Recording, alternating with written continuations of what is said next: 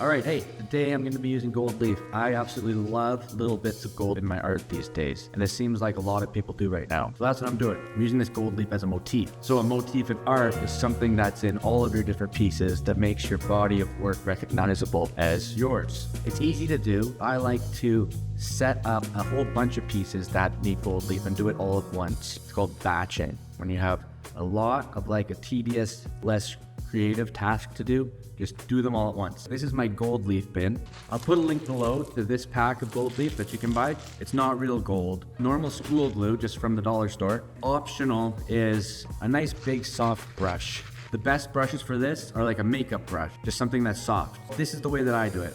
I take the glue and a small paintbrush and I just paint on the glue thinly where I want the gold leaf to be.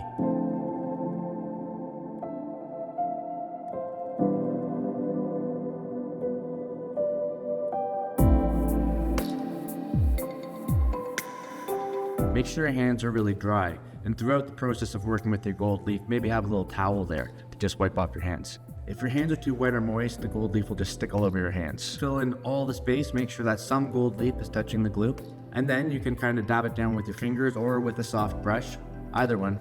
I usually do shorter, intense spurts in the studio, instead of being in there for a long time. That way you can make a bit of art every day. That's basically it. I let it sit overnight. Awesome. Next day, you come in with your fingers, wipe it off. You can use your soft brush, and then that's it. It's kind of fun rubbing the extra flakes off and then seeing what's left. I like to pick off the big pieces and save them. Again, it's not real gold.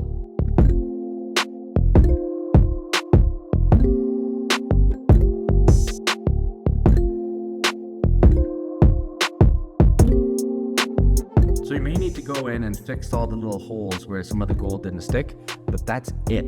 I love it. Let me know if you like gold. Please subscribe, and I hope that you're making art.